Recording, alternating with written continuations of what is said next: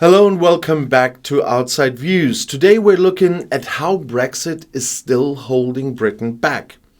5 years after leaving the EU, the promises made by Brexit supporters have not materialized. Instead of newfound prosperity, Britain faces stagnation, higher costs and reduced global influence. But let's begin with the economic impact again. The UK economy has struggled to keep pace with its European neighbours. The Office for Budget Responsibility estimates that Brexit has cut GDP by 4% compared to where it would have been inside the EU. And that's a permanent loss of economic potential, not a temporary slowdown. Growth remains sluggish and businesses continue to suffer from reduced trade with the EU. Trade barriers have hurt small and medium-sized enterprises the most. Thousands of businesses have simply stopped exporting to the EU because of excessive bureaucracy and higher costs. And while larger firms have adapted by setting up distribution centers within the EU, smaller companies lack the resources to do so.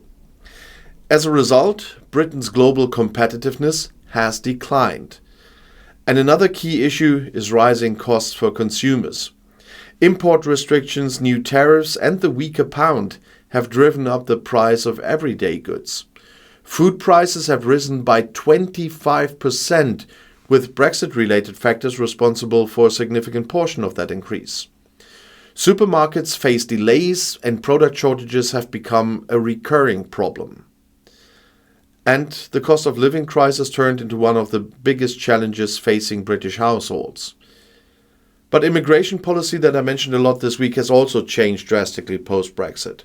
One of the central promises of the Leave campaign was indeed to reduce immigration. But today, net migration to the UK is at record levels. While fewer EU workers are coming to Britain, more migrants from non-EU countries are arriving under the new visa system. The healthcare sector, for example, now relies heavily on workers from India and from the Philippines due to the loss of EU-trained staff. The reality is that the UK still needs foreign labour to fill skill shortages. However, the new system has made hiring more expensive and more complicated for businesses. Despite Brexit campaign promises, Britain has not taken back control in the way many voters expected. But politically, the Brexit debate remains toxic. Prime Minister Keir Starmer has very cautiously moved toward closer relations with the EU. But he has ruled out joining the single market or the customs union again, which would be difficult anyway. But this leaves Britain in a difficult position, neither fully independent nor fully integrated with Europe. The consequences of Brexit extend beyond the economy and immigration as well, because Britain's geopolitical influence has waned. Under EU membership, the UK was a major player in European decision-making. Now, it's on the outside, struggling to shape policies that still affect its economy and security. They now take the outside view.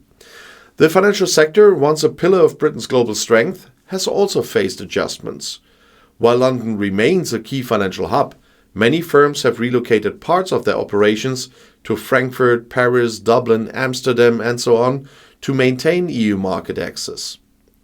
Job losses in the banking and insurance industries have been less severe than initially feared, but Britain's long-term financial dominance is no longer guaranteed because there are still transitional periods running here. There will still be changes. And the long-term outlook for Brexit remains uncertain. Public opinion continues to shift. A growing majority now believes Brexit was a mistake, yet joining the EU again is not on the table for any major political party. Starmer's government prefers gradual alignment rather than a full reversal, fearing the political backlash of reopening the Brexit debate. But where does Britain go from here? The country must decide whether it will continue down the path of isolation or work towards rebuilding closer economic ties with Europe. Businesses are calling for more trade agreements, less bureaucracy, and a more stable economic environment.